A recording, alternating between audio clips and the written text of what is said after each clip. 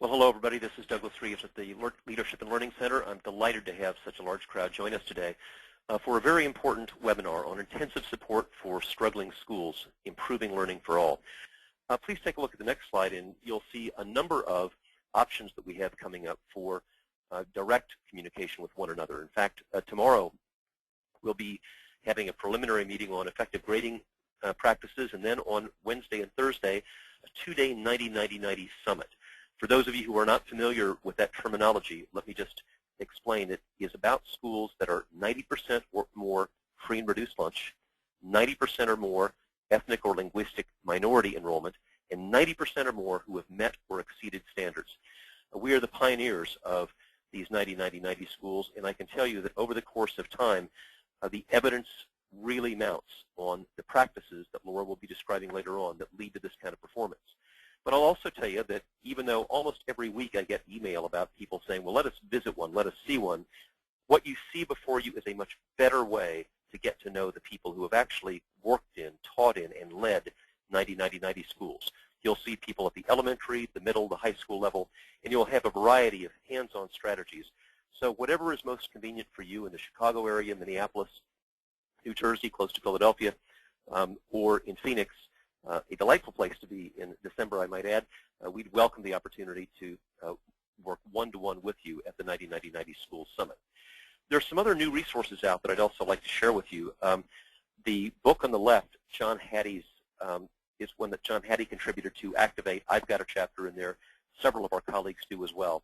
In the middle, Accountability in Action, that is the first place that the 90-90-90 study was published. The updated edition has even more recent information and more recent citations there. And, of course, the wonderful new 10 secret and simple truths of high-performing school cultures. One thing that I have learned, and that Kathy Lassiter makes so clear in that book, is that policy isn't enough. We've got to work on school culture as well. It's really one of the best new books of 2012. I want to begin our discussion today with just a couple of research notes, as we always do. I'll get to my colleague Laura Besser in just a moment, but this was an important enough new study that I thought I should share with you. I'm literally looking over the river at the MIT campus right now, and the stereotype of MIT folks is that they might prefer to talk to machines instead of one another. But take it from this study from the MIT Human Dynamics Lab, just published in April of 2012. Great teams don't just isolate themselves and communicate by text and email. They talk and listen in equal measure. It's not leader-dominated. An identical finding we had when we studied great data teams. They literally face one another, and what the scientists did was to monitor the actual body position of people on great teams. They connect with each other, not just with the leader. Many back-channel conversations. Envision connections that look more like a spider web and less like a hierarchical organization chart. The leader is certainly involved, but the leader guides communications rather than making the greatest number of communications.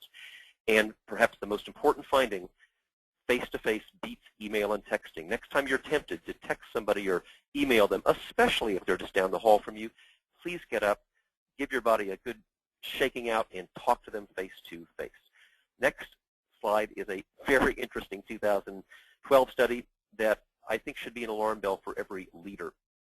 You can see that in this study, people had the opportunity to identify their top 3 priorities, explain their value to shareholders, and explain how everyone was held accountable. Now, the senior leader, 92%, clearly articulated the top 3 priorities, 85% explained value to shareholders, 86% held everybody accountable. But what about the leadership teams right below them? Only 2% had the same top 3 priorities. Only 26% explained value to stakeholders in the same way. Only 20% held people accountable for performance in the same way. There is a huge disconnect between what senior leaders say and what everybody else understands. I want to encourage you to abandon the typical state of the district address and a lot of the communications and instead multiply them with very frequent and more explicit communications. Next study, another brand new 2012 one, talks about the dangers of principal transiency. It was done by the RAND Corporation this year. Here's what we're learning. Most new principals are not lasting. We have more than 20% leave within the first 2 years, and transiency is worst in the schools we're going to talk about today. When leadership stability is most essential, you most need stability, and unfortunately, that's where we have the greatest transiency. And it's even worse. When the principal does leave after 1 year, principal achievement declines. Notice all the incentives in school restructuring require sometimes for you to fire the principal. You know, the one a year ago you thought was great and this year is no longer any good. Before you make that decision to fire somebody, assuming that the next one is going to raise achievement, think carefully. That's not what the data says. And finally, if you're familiar with our Leadership and Learning Center's work, you know that focus on a few things is critically important, and you can't get deep implementation and good focus if you've got a revolving door in the leader's office. So, final study for 2012, and a cautionary tale for us all. Brookings Institution reported in February of 2012, standards are not enough. Everybody is chasing the Common Core standards. We're very involved in those as well.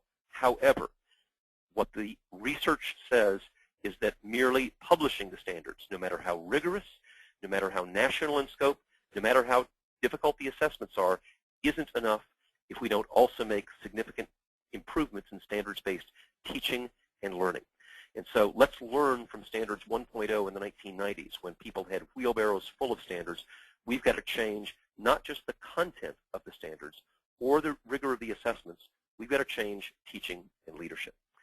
Now with that, I want to introduce my colleague, Laura Besser. Laura and I have known each other for more than a decade. I personally observed her work in a very high poverty, high minority school system where she had not only great student achievement, but wonderful morale and just exceptional communication. We've been lucky enough to take those leadership practices from a single school and apply them not only throughout the United States, but around the world thanks to Laura's leadership. Her present responsibilities include leading all of the content and coordinating those for the Leadership and Learning Center. Laura, welcome to today's webinar. Thank you, Dr. Reeves. And my guess is you are online attending this call if you do represent one of those struggling schools. So for example, some of you may have very low levels of achievement or achievement gaps. Your learning environment for students, for teachers, for leaders may not be at the highest level that it needs to be. Professional practices may be ineffective, and professional practices both in instruction and leadership. You may have organizational or management challenges, which is prohibiting your school from making great gains. And you may be a school where you need additional community involvement to support your school improvement efforts. So in the next few minutes, we are going to talk about the barriers of school improvement as well as the causes. Because we know that just as we don't want our physicians to only treat our illness, we want them to treat our causes, we want to take the same approach in our school improvement efforts. We'll also look at some additional research and solutions based on the research as well as our approach to school improvement. So let's first take a look. Dr. Reeves just shared with you some research on leadership. So we're going to take a few minutes now to look at leadership. And we know through Leafwood's work that poorly performing schools virtually have no chance of turning around a school or improving schools in all of the ways that I just talked about without good leadership. So now we're going to ask you for your greatest challenges or the causes for ineffective leadership. And I'm going to turn this, so take the next minute, and I want you to think whether you are a building principal, an instructional leader in a school or a district leadership, or even if those of you attending serve on the school board, we want to hear from you. What are the major causes that you are facing for low levels of leadership? So take a few minutes right now and use your chat or your polling function to give us a little bit of what you're experiencing at your school. Actually, please use the question function. That's how we can best see you. Use the question function.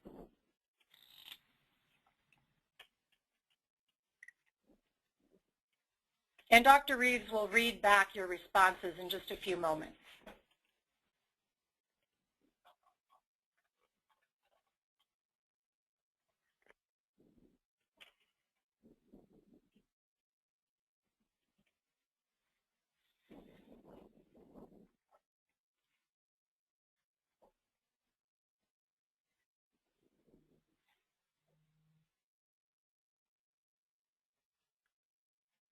So Kathy, if you wouldn't mind, let's share 3 or 4 of those to get us going.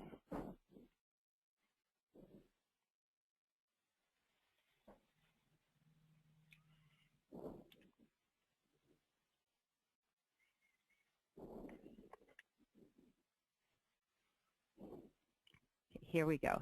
We have a number of responses, and I will read off some of them, and many of which are repetitive to each other. Lack of effective communication, lack of focus, lack of time attending to instructional practices, awareness of reality of school culture, too many programs at once, poor communication, teacher unions and district office politics, low teacher morale, lack of vision. Well, it's interesting. That's certainly, Laura, very consistent with what we've seen elsewhere. What is interesting to me is that I don't hear anybody saying that it's a lack of research or a lack of information. We've got, nor are they saying it's a lack of data. We've got the data. We know the research. The real issue is, are we going to overcome the cultural barriers to get implementation? So Laura, help us do that. All right, when we do, as Dr. Reeves just said, we have a ton of research that supports effective leadership, but I'm just going to identify just a few more. You're familiar with Dr. Reeves' findings with successful schools that have many challenges, and they do have that laser-like focus. Now, that's easy to say, but more difficult to do, especially after listening to your responses. So we want to make sure with our leadership strategies that we are focused, and we are really focused on the factors which we can impact. So when we look at Kristen Chenoweth's work with school improvement, she says that you leaders out there, that in order to drive school improvement efforts, you need to focus both on curriculum and instruction. And Richard Elmore talks about making a shift with our leadership practices, that we need to move from controlling or managing everything that happens in our classrooms to actually guiding and facilitating the school improvement process. And Dr. Hattie asks us to really reflect in a very deep and focused way, that being an activator is really the most important leadership strategy. And that requires us to think about our own leadership practices. And we're going to talk about solutions in just a second. In fact, he says we need to reflect and actually ask the question, is what we're doing really having an impact? And if it is the impact that it's having on teaching and learning worthwhile? One of the things he also says is we need to move to how can I increase the amount of feedback that I'm giving teachers in order to improve their efforts. Now, in order to do that, successful schools, what we have found is they are in classroom, and I'm talking about principals, district leaders as well. You're in classrooms from either 50 to 70% of the time, and you're in classrooms and you're supporting your focus on instruction. You're focusing your focus on being an instructional leader. And if you look at that next one, these are really all connected. Using data in an effective way, and not necessarily only data on student achievement, but data on instructional practices. Now, most of you out there do walkthroughs, but our question to you then is, what are you doing with that data? If you're not immediately analyzing that information and providing feedback to learners, then quite frankly, it's a waste of time. And that is a necessary component in any efforts to improve our schools. The other thing that we recommend is the use of collaborative teams. Brian McNulty will tell us that if you want to invest in anything as a leader, you invest in creating those collaborative teams that are also using data in an ongoing way. So as building principals and as district principals, we need to ensure that we are building those learning environments where everyone functions as a leader in improving schools. So let's take a look now at the second barrier to school improvement, and that is creating those rigorous learning experiences that we know are essential for student learning. Dr. Reeves briefly talked about the Common Core State Standards, And while that is an emphasis in many of our schools and districts and states, it's just not enough. And as he said, we can no longer, the achievement gap continues to widen, which means that we are continuing to provide uneven and inequitable experiences for all students. That if we're going to make a difference and really close those achievement gaps, that we need to increase our expectations, hold those same expectations for all students. And we do that by focusing on the standards that matter most. And as James Popham will say, we focus on too many standards right now, which is why we have off-target teaching and off-target learning. But even deeper than focusing on those Common Core state standards, we need to prioritize those standards and look at data within our schools, within our districts, within our classrooms to determine which standards matter most for our students. In the next, if I could just interject briefly, what you just said is controversial among many of our participants today. And so it's just worth, while stepping back for a second and saying we understand that the Common Core standards are fewer and are focused compared to the previously prevailing state standards. And you'll hear a lot of people say, well, they're already prioritized. There's nothing more to do. The problem is they are still designed for 1 year of learning. And if you're on this call learning about how do you turn around low-performing schools that are really struggling, you've got a lot of students who need more than 1 year of learning. And unless you plan on an 18-hour school day, it's still going to be essential to prioritize, as Laura said.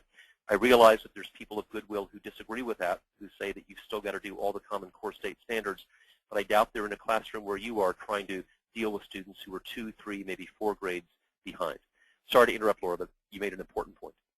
No, that's a really good point.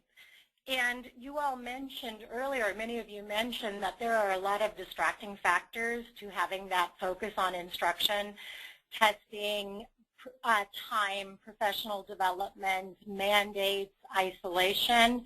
We're going to look now at the next slide, which talks a little bit more about research as well as solutions. So here I mentioned Popham's quote earlier about off-target teaching and learning, that if we really want to look more deeply and create those rigorous learning environments, we must be crystal clear on what it is we want students to learn. And that clarity comes not just from looking at a document or posting standards in a room. We need to have those, as Dr. Reeves said, those face-to-face conversations, those collaborative conversations, so that we're all on the same page as to what these rigorous expectations sound like, look like, and feel like in the classroom. That will help us close the instructional gap. We also need to, and Dr. Reeves referenced this earlier, we need to take that standard apart. So one of the things that you can easily do at your schools is give teachers opportunities to unwrap a standard or unpack a standard, and what that does is it really brings clarity to teaching and learning, and it provides an opportunity for teachers and for leaders to develop common understandings of the content and skills within that standard.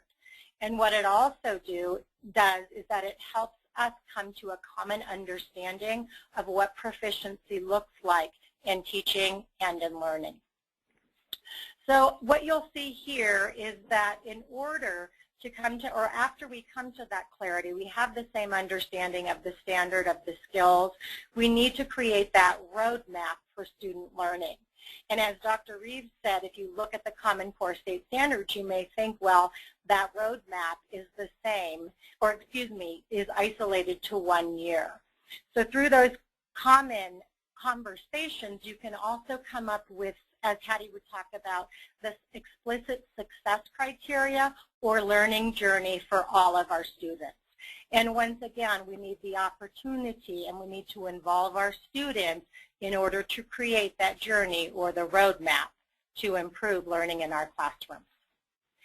Now let's take a look at the next barrier to school improvement, and that would be instruction.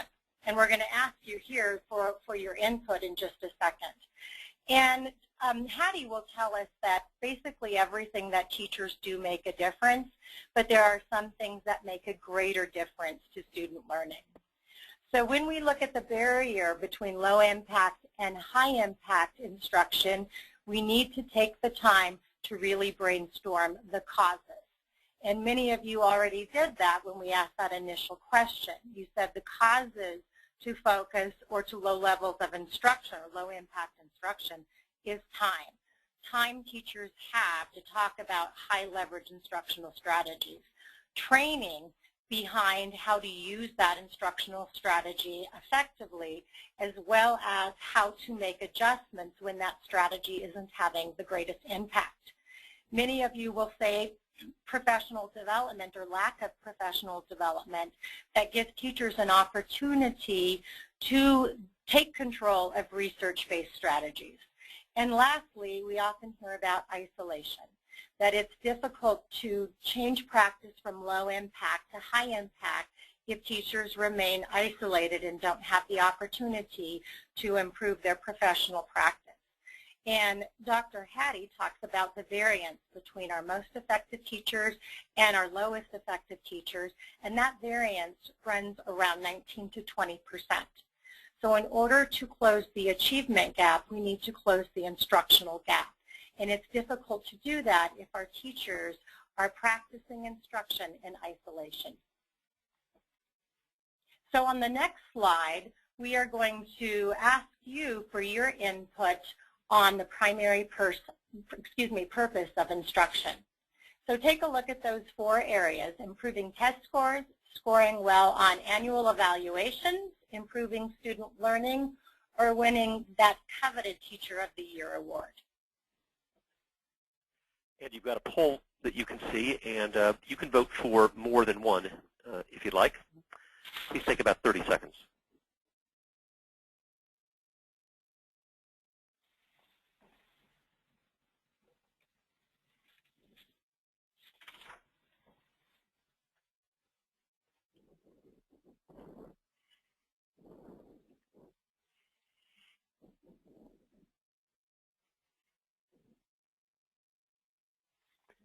And about 10 more seconds, please.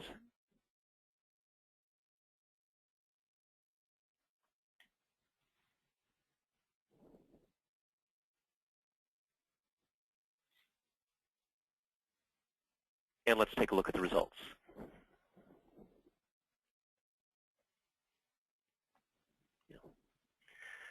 Yeah, not very surprising, although isn't it sad that these have to be mutually exclusive? We ought to be able to improve student learning, also have excellence recognized, and do well on annual evaluations, and see test scores go up. But clearly, Laura, our group sees a striking dichotomy between some of these choices. So how would you address that? Well, I think it's very interesting, and like you said, Doctor, it's not surprising. But when schools actually focus on improving instruction, it can actually impact every single one of those areas. And when we talk about impacting and focusing on instruction, there are some very simple solutions that you can really focus on and plan and implement and monitor to improve the instructional capacity and performance in the classroom. But it does require those 3 things I just mentioned: planning, implementation, and monitoring. And when we give teachers the time and opportunity to use real-time data, to analyze real-time data, and to plan instructional strategies based on that data, we are going to see gains, because those instructional strategies are specific to what students need right now. So one is using that frequent formative assessment to make those adjustments in instruction. The second thing is really focusing on research-based strategies or high-impact strategies. And on the second slide, you'll see the 90-90 findings at the bottom that really connect to this.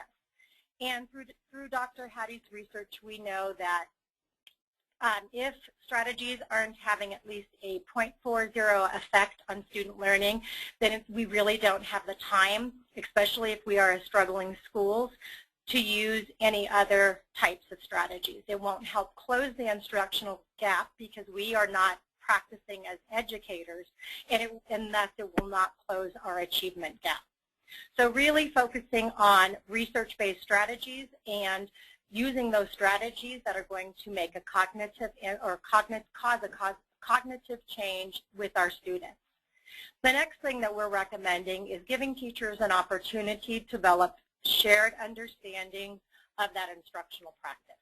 And I referenced the variance between low effective and high effective teachers earlier, that when we give teachers that time to really talk about how to implement those research-based strategies, we'll begin to close that instructional gap. And lastly, by focusing on nonfiction or informative writing and collaborative scoring, that we know, and if we look at the Common Core state standards, we know that literacy is a thread. It is embedded in every single one of our standards, as it should be. Dr. Reeves talks about the importance of giving students an opportunity to process what they're learning through writing every few minutes.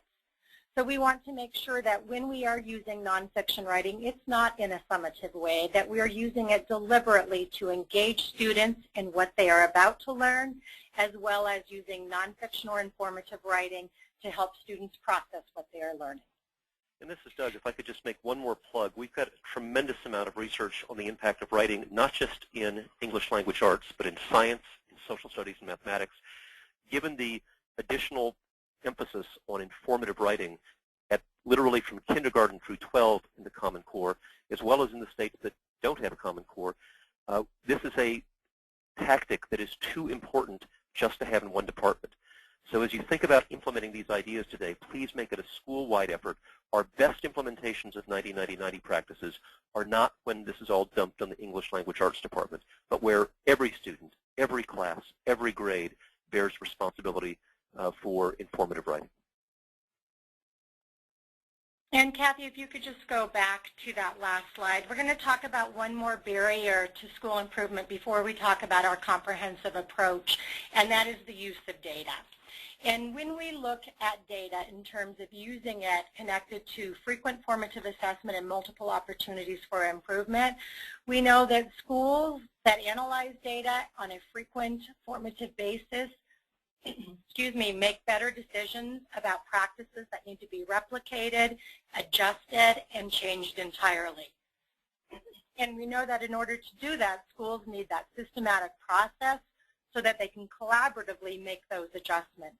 So one of the solutions that we recommend is using a specific data-driven process, such as decision-making for results. However, not annually, not even quarterly, that schools and districts that see the greatest gains in implementation and monitoring monitor on a monthly basis.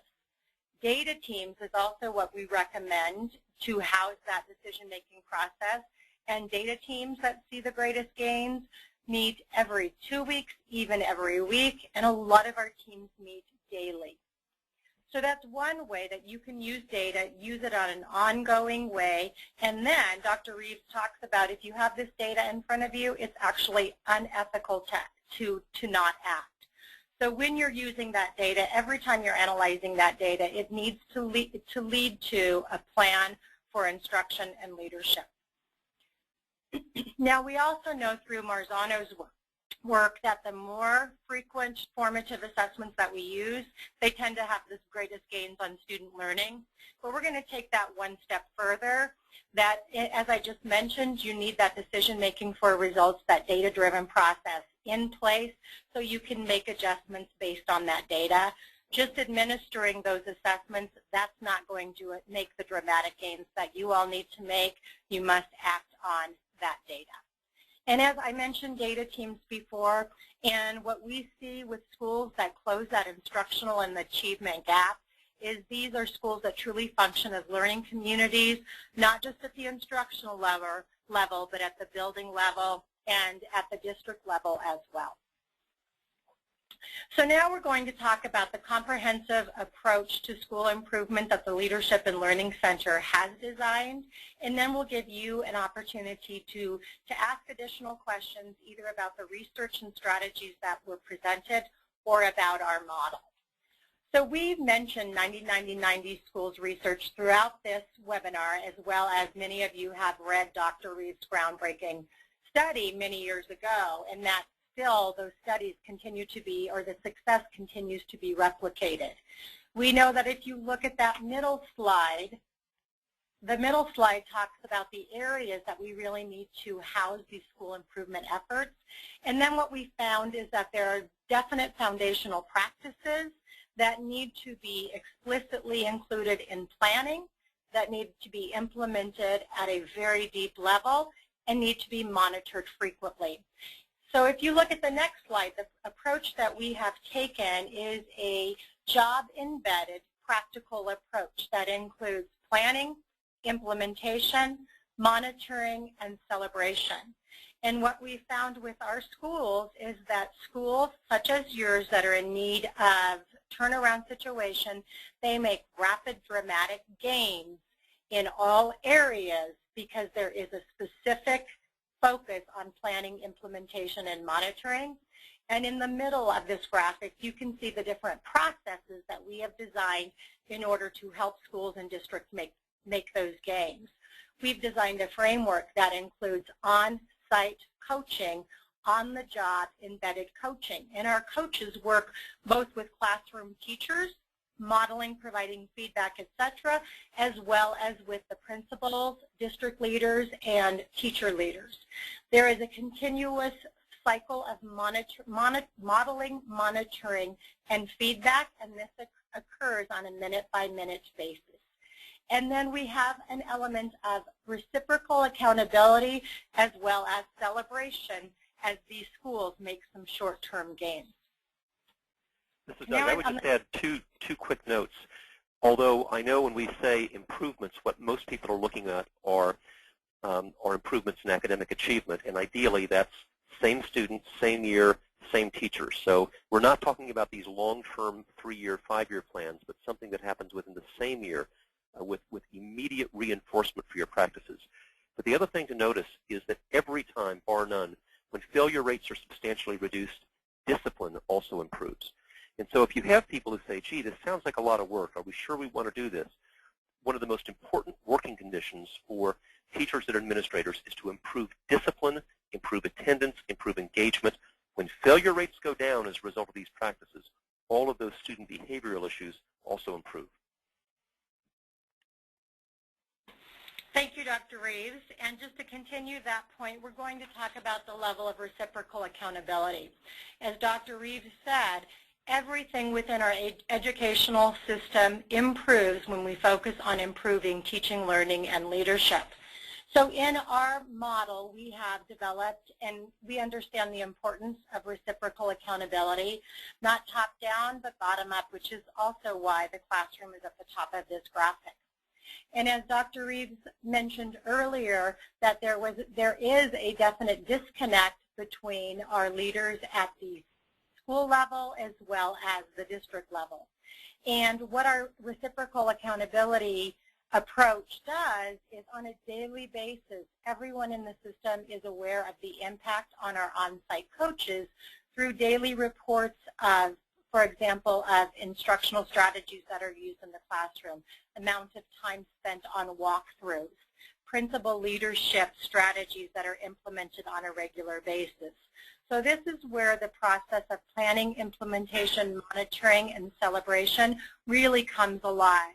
And everyone involved in the system receives a daily report onto the great things that are happening in the school, so the action plans that are actually implemented. Another thing that we do in our school improvement model is monthly we measure, we monitor student learning through our frequent formative assessments and the impact that teaching and leadership had on those results in student learning. And what we can do in our process is we actually quantify the instructional strategies and the leadership strategies that were implemented and correlate that with gains in student learning. And most importantly, we're also using that reporting system, which allows us to monitor and provide immediate feedback.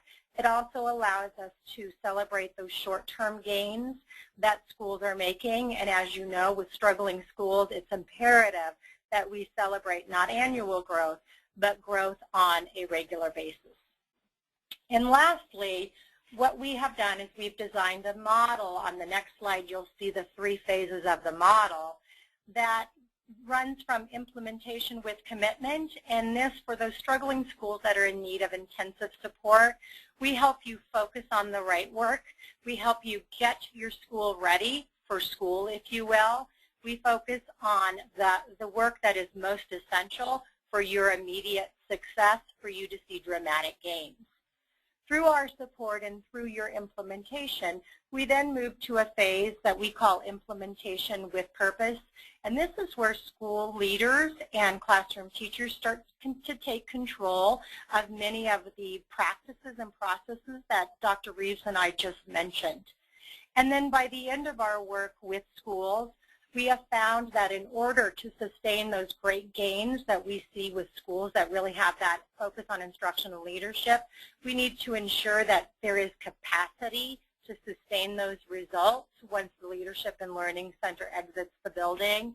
And this phase is really focused on building not just the instructional leadership capacity, but the capacity to continue to improve schools. And as a result, on the next slide, you can see these photos are in contrast to the ones that we initially showed.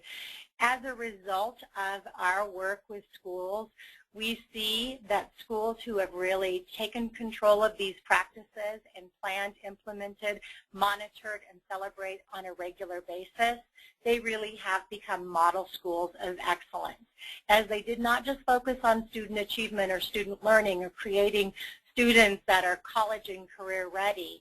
They focused on creating a learning environment for everyone in the system, and they did that by first and foremost focusing on the practices of teachers and leaders.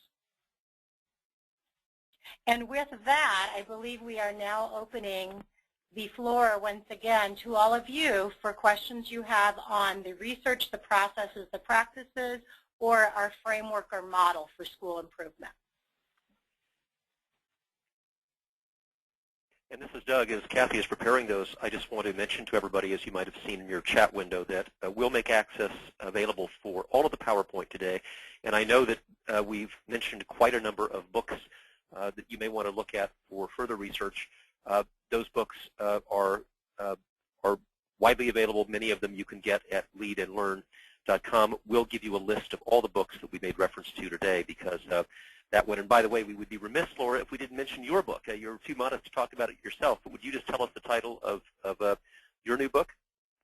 Yes, Brian McNulty and I authored Leaders Make It Happen, and it is a guide for administrators or school leaders to implement data teams at the district building and school level, and it's how to really implement all the practices that we talked about today in a collaborative, research-based, data-driven manner. It really is a wonderful companion volume to many of the data resources that we have, not only the professional learning, but our narratives of data team successes. We even have videos of teachers and administrators providing testimonials to how respected they feel and successful they feel when we get this right, instead of using data as a way of harassment and humiliation. It really is a great system, and Laura, thanks for that contribution you've made to the field. Kathy, what kind of questions do we have from our participants? We have a number of questions. Where do you begin with building a strong school culture for growth? I'll take a swing at that, Laura, and then you might as well. I wrote an article a while back called Changing School Culture, oddly enough, and rule number one isn't what you think. Rule number one is not going in and saying, I'm the new sheriff in town and here's how everything's going to change. If you really want to make cultural change, the first rule is identify what does not change. Change is so threatening and so emotionally unstable organizationally and individually that you've got to identify some things, maybe some traditions, some values, that even though there may be parts of culture that need to change, talk about what you're going to keep as sacred first. Let people have something to hang on to, and then talk about it. The second thing is you got to make sure you model it. I am weary of the number of leaders who will give orations about the value of collaboration, and then every faculty meeting is a one-way street. If you want colleagues to collaborate, you've got to be willing to. And finally, if you want other people to change, you've got to talk about how you've changed. One of the most challenging things I'm asking leaders to do is to go public about mistakes they've made in the last few years, about how they've changed their opinions and beliefs based on new and emerging evidence. And if you can first talk about how you've changed your professional life, then you have the ability to ask other people to do the same. And we have another great question here. Any suggestions to get community involvement and support? Laura, you did a great job of that. Why don't you do that one? Well, one of the first strategies we used was actually to invite our community to be involved in our change efforts. So, for example, community members were invited to all professional development sessions that we had so they could become learners as well and better understand the changes we were making at the school. Our community members eventually felt safe enough, and so did our staff, to actually participate in our data team meetings as well. And as a result, one of the things that Dr. Reeves helped us to do is to actually celebrate those gains that we were making on a regular basis. And eventually our families also began to own their work and their efforts and join in our celebrations. And here's another also great question. How does school improvement look with a mixed population of English language learners and native English speakers? Laura, do that again, because that was your real strength. Absolutely. And one of the things that we recommend is, first of all, starting with a very specific, explicit needs assessment so that you can, as school leaders, really create a plan that is specific to those learners. What we've also found, though, yes, you need to focus on the language development of those students, but many of the strategies that our teachers employ are high leverage strategies. So kind of run a parallel track there, strategies that will help develop the language as well as include students in the regular academic environment, which does not always happen. And here's an assessment question. What are some of the methods for increased assessment besides standardized tests? Yeah, this is Doug. I'll take a swing at that one. I think we have greatly undervalued classroom assessment and observation. And we're involved in some major projects right now to help teachers have standards-based assessments based upon the Common Core, but let them have classroom application, immediate classroom feedback. And here's the key. The consequence on messing up on a summative evaluation, like at the end of the year, is, depending on the state you're in, maybe retention or other dire consequences. The consequence of messing up in a great classroom assessment is immediate feedback, the opportunity to practice and improve. It truly is assessment for learning. And so the professional support that we have here is not only the outline of how to create standards-based performance assessments, but real-time feedback to teachers in doing those. And here's the little footnote I would add. I know that in this webinar we've been focused on underperforming schools and underperforming students, but in every one of those schools you'll find students who are actually performing at a high level and risk being bored to tears if all you focus on is proficiency. So a really good classroom assessment is multi-step and multi-level. You might have some students working on fundamentals that we wish they would have had last year that don't yet, and other students who are working on complex tasks that are engaging and interesting and qualitatively demanding. So you're right, classroom assessment is the missing link. Separate from this webinar, and maybe that'll be a good idea for a future webinar, we'll talk about what the components are of really good classroom assessment and how teachers add value to that. The only thing that I would add, Dr. Reeves, is that sometimes we need to make an adjustment in our thinking and our pedagogy behind formative assessment, that if we think about formative assessment, the purpose is not to have students increase their performance on state assessments. That would be the outcome. The purpose of formative assessment is to adjust instruction and provide students feedback. So if we're not using assessments in the classroom that allow us to do that, then we need to redesign the assessments that we're using. Well said. And we have a number more questions, and I know we're not going to be able to get to all of them, but for all of those who have submitted questions, please know we will answer them offline as well. But here is one, and this may be one that we conclude with. When turning around a school to be high achieving, is there a high staff turnover to make this happen? While we believe that you teach some teachers effective practices, we're curious about the practicality of the situation. Should we expect a turnover? This is Doug. All I can tell you is this is a place where my heart would go one way, but my head goes the other. You know, I've worked in struggling schools, and you feel like I'm working hard, and some days I've gotten frustrated and say, you know, come on, let's just get rid of this crew, bring in a new one, and everything will get better. And I know emotionally that's how a lot of people feel. It's obviously how a lot of policymakers feel because of so many demands that when a school is low performing, it's the neutron bomb effect, leave the building standing and kill the people. The problem is that's not what the evidence says. When we've done white paper after white paper after white paper of schools that have turned around, it wasn't because they changed people, it's because they changed practices. And yes, there is some turnover, but for example, in one that I wrote about that went in California from the academic performance index in the 200s to the 800s with a 100% poverty, 100% second language environment, they had a grand total of 3 people out of 28 staff members leave.